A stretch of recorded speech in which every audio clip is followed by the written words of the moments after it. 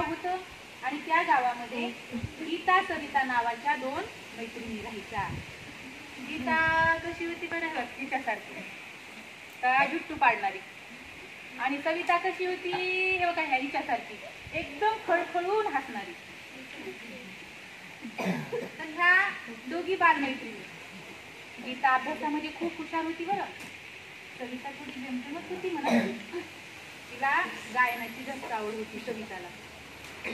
गीता सविता जेव्हा 13 वर्षाच्या झाल्या, किती वर्षाच्या? 13 वर्षाच्या झाल्या, तेव्हा गीताच्या घरच्यांनी, गीताच्या घरी जे आई वडील आहेत तिचे, तर नातेवाईकांनी तिच्यावर, त्यांच्या घरच्यांवर दबाव आणण्यास सुरुवात केली.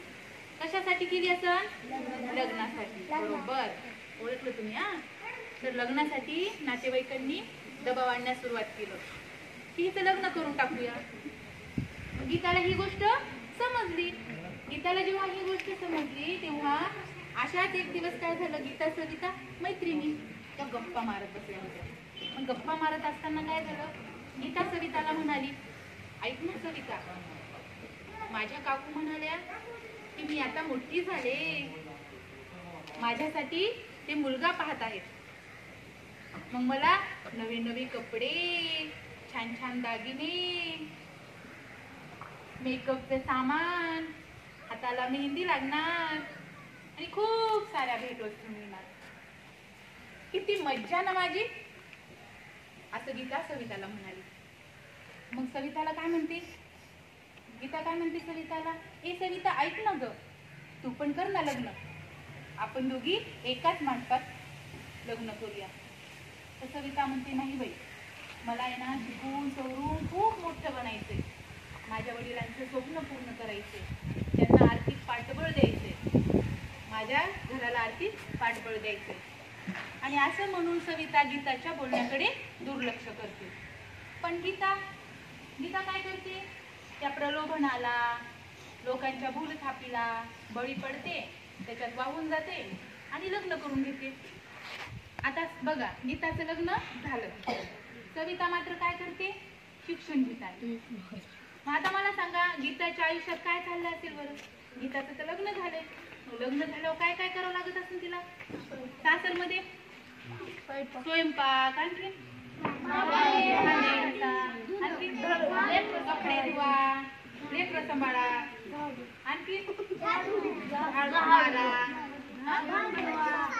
फरशी पुसा, आलेल्या गेलेल्या पाहुण्यांचा पाहुणचार करा, हे सगळं काम तिला 13व्या वर्षातच करावं लागेल. आपण एवढं काम करतो का घरी?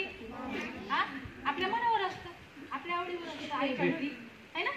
करावं वाटलं तर करायचं आणि नाही करावं वाटलं तर नाही करायचं. आपल्याला काही टेन्शन असते, बर्डन असते का? केलंच पाहिजे तू म्हणून असं कोणी काठी घेऊन मारते का आपल्याला? केलंच पाहिजे म्हणून. जरी मारलं आईनं तरी ती प्रेमाने असते, थोड्या वेळाने लगेच तिनं जवळ घेते आणि लगेच ती आपल्यावर माया करते. असं थोडीच करणार आहे, लगेच मारलं की जवळ घेणार आहे का? नाही. म्हणजे लग्न झाल्याच्या नंतर तुमच्या वयातच तिला काय करावं लागेल, एवढं सारं काम करावं लागेल. तेवढं काम होऊन काम संपत नाही, तेवढं करून तिला शेताचं सुद्धा काम करावं लागतं. दिवसभर काम करून करून करून करून गीता एकदम थकून गेली. संध्याकाळच्या वेळेस तर अक्षरशः तिला एवढा थकवा यायचा की संध्याकाळी ती झोपल्याच्या नंतर तिला कधी झोप लागली कळायची नाही. गीताचं हे झालं. आता मला सांगा, सविताचं काय चालू असेल बरं? शिक्षण चालू असेल. मग तिची मज्जा होती का सविताची?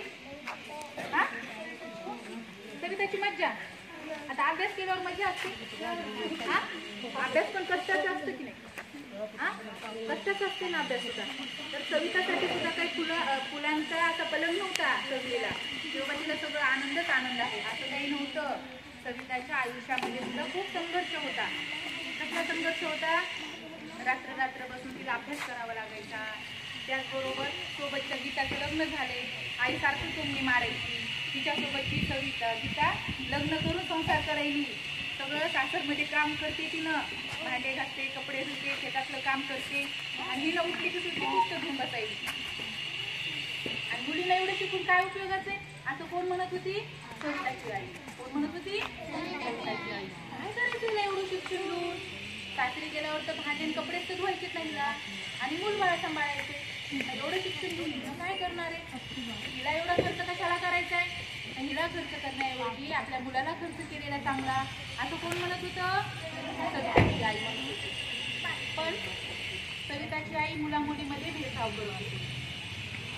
पण सविताचे बाबा खूप चांगले होते, ते असा विचार करत नव्हते. ते काय विचार करायचे की माझी मुलगी शिकली तर तिनं केवळ एकटी शिक्षित होणार आहे का? तर माझी मुलगी पुढच्या पिढीला शिकवणार आहे, पुढच्या पिढीला संस्कारित करणार आहे, असं ते विचार करायचे सविताचे वडील. मग आता बघा, आता म्हणजे तिच्याही आईचा संघर्ष होता, पण तिनं लग्नाचा विचार केला का? सविताने तिनं लग्नाचा विचार केला नाही, असंच तिनं शिक्षण घेत राहिली. मग त्यानंतर काय झालं बघा, आता गीताच्या आयुष्यामध्ये गीता गरोदर राहिली. पहिल्या वेळेस गीता गरोदर राहिली, पण तिला कामाचं ओझं कमी झालं का? नाही. तेच काम दररोज करायचे, घरचं काम करायचे, शेतीचं काम करायचे. ते सगळं काम करण्याच्या नादामध्ये तिला लेकराचं म्हणजे पालन पोषण व्यवस्थित गरोदरपणात काळजी घेता नाही आली. अपुऱ्या दिवसांमध्ये बाळ झालं, तेही जीव घेण्या परिस्थितीमध्ये तिने एका बाळाला जन्म दिला. झालं, बाळ झाल्यानंतरही तिनं काही दिवसांनी आपल्या आयुष्यात परत आली. परत तिला तेच काम करावं लागत होतं, तेच काम तिला करायचं होतं गीताला. इकडे सविताचं काय झालं, दिवाळीनंतर आपल्याकडचे लोक कुठं जातात? कारखान्याला कामाला स्थलांतर करतात, बरोबर आहे का नाही? तसंच मग सविताची आई वडील कारखान्याला चालले. मग त्यांना विचार आला, सविता आता मोठी झाली आहे, तिला एकटीला घरी कसं ठेवावं? कारण एवढ्या मोठ्या मुलींना घरी ठेवणं सुरक्षित नाहीये. मग त्या आई वडिलांना हिची काळजी वाटू लागली. सविताने काय केलं, स्वतः काम करून, शेतीमध्ये काम करून शेवटचं वर्ष पूर्ण केलं. मग शिक्षकांच्याच मदतीनं शिक्षकांनी तिला सांगितलं की ज्या मुलींचं शिक्षण आर्थिक पाठबळ ज्यांना नसतं किंवा आर्थिक कमजोरी असते ज्यांच्या घरी, ज्या मुली गरीब आहेत आणि त्यांना शिकण्याची इच्छा आहे, त्या मुलींसाठी सरकारतर्फे निवासाची सोय असते शहरामध्ये. त्यांना राहण्यासाठी फ्री असतं. त्यांनी स्वतः कष्ट करून काम करून शिक्षण त्या पुढचं देऊ शकतात, असं सरांनी तिला मार्गदर्शन केलं. मग सरांनी जेव्हा तिला मार्गदर्शन केलं तेव्हा तिनं काय केलं, सरांनी सांगितलं तर तिनं तसं शहरामध्ये जाऊन वसतिगृहात राहून आपलं शिक्षण पूर्ण करण्याचा निर्णय घेतला. आणि हे जे वसतिगृह असतात ते पूर्णपणे कसे असतात, मुलींसाठी सुरक्षित असतात. तिनं असं करून स्वतःचं शिक्षण पूर्ण घ्यायचा निर्णय घेतला आणि तिनं शिक्षण चालू ठेवलं, आणि इकडे गीताचं काय झालं, दुसरी वेळेस तिनं गरोदर राहिली. 3 वर्षानंतर गीता दुसरी वेळेस गरोदर राहिली. पण गीता सुद्धा दिवाळीपर्यंत शेतीतलं काम करायची आणि दिवाळीनंतर कुठं जायची, तिनं कारखान्याला जायची. कारखान्याला ऊस तोडायला जायची गीता. आजच एकदा ऊस तोडत असताना कोणत्या विचारात होती माहिती नाही, सप्पा ऊस तोडत होती आणि ऊस तोडत असताना कोयता तिच्या हातावरच दिसला. वाहून गेलं आणि रक्त खूप वाहून गेल्यामुळं बेशुद्ध पडली. तिच्या नवऱ्याने तिला उचलून जवळच्याच हॉस्पिटलमध्ये प्रसूमोपचारासाठी नेलं. तिथे एक आश्चर्याची गोष्ट घडली बघा. तिला प्रथमोपचार करणारी डॉक्टर कोण होती? ती मला आधीच माहिती झालं. तिथे एक आश्चर्याची गोष्ट अशी घडली की तिची जी बालमैत्रीण आहे कविता, तर तिचा उपचार कोण करत होती? ती कविता करत होती. तिला पाहताच तिच्या चेहऱ्यावरचं ती एकदम डॉक्टरच्या वेशभूषेमध्ये गीतानं तिला पाहिल्याबरोबर गीताला खूपच रडायला आलं. तिनं एकदम तिला मिठी मारूनच रडायला लागली सवितालाही खूप वाईट वाटलं गीताची ही अवस्था पाहून. कारण एकेकाळी आठवतामध्ये गीता खूप हुशार होती आणि तिची ही अवस्था लग्नानंतरची पाहून सविताला फार वाईट वाटलं. परंतु आता वेळ निघून गेलेली होती. वेळ परत येत असते का गेलेली नाही. मग आता सविताला पण वाईट वाटत होतं, पण सविताने तिला समजून सांगितलं नव्हतं. त्या वयामध्ये सविताने तिचा बालव्यवहार रोखू शकली नव्हती सविता. पण आता समजून घ्यायची गोष्ट ही आहे या कथेतून आपल्याला की तुम्हाला सवितासारखं व्हायचंय का गीतासारखं व्हायचंय? सवितासारखं व्हायचंय, बरोबर आहे का नाही? म्हणजे तुम्हाला काय करायचंय, शिक्षण तुमचं पूर्ण करायचं. शिक्षण तुमचं काय करायचं, तुम्हाला पूर्ण करायचंय. असंच या सवितासारखं स्वतः किती घरच्यांनी दडपण आणलं तरी आपण लग्न करायला तयार व्हायचं नाही. लग्नाचा विचार मनातून काढून टाकायचं. दुसऱ्यांच्या प्रलोभनाला किंवा लोकांनी सांगितले खूप चांगलं असतं, तुला दागिने मिळतील, तुला कपडे मिळतील, कुठं काय काय मिळेल या प्रलोभनाला मोहित होऊन लग्न नाही करायचं. गीताची अवस्था कशामुळे तशी झाली? तिनं कशाला भुलली होती? कपड्याला, त्यांना दागिन्यांना, भेटवस्तूंना भुलली ना ती. पण ते किती दिवस टिकलं?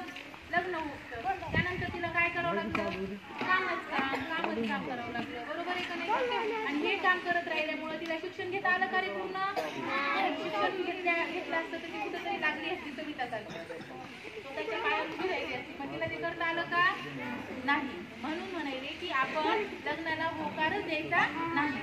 18 वर्ष पूर्ण होऊन तर आपलं लग्न करायचं नाही. आपली स्वतःची जिम्मेदारी, मी लग्नच नाही करणार म्हणून टाकायचं. बरोबर आहे का नाही? तर ह्या गोष्टीवरून तुम्ही गोष्टीचं तात्पर्य लक्षात ठेवायचं आणि स्वतः लग्नाला विरोध करायचा. कितीही दडपण आणू द्या लोकांनी, आपण ते भुलायचं नाही. त्यांच्या भूल थापांना बळी पडायचं नाही.